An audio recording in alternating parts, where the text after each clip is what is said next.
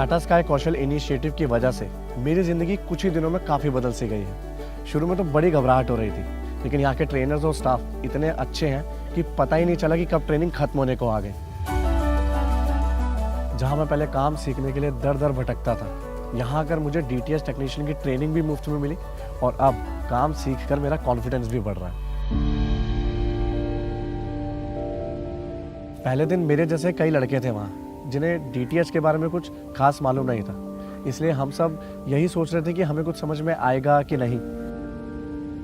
लेकिन जैसे ही ट्रेनिंग शुरू हुई हमें सब क्लियर हो गया।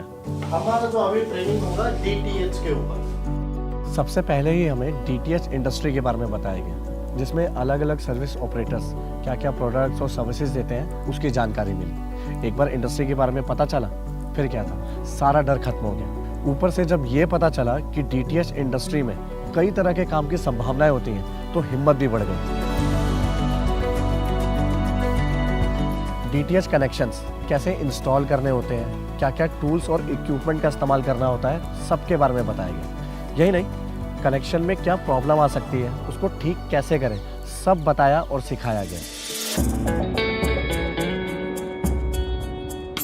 सारी सेटिंग्स क्या रखनी होती है, ये बताने के साथ ही सभी टेक्निकल चीज़ों को ट्रेनर्स काफ़ी अच्छे से समझाते थे। इससे मेरे जैसे लड़कों को, जिनका कोई भी टेक्निकल बैकग्राउंड नहीं होता है, उनको भी ट्रेनिंग में कोई प्रॉब्लम नहीं होती है।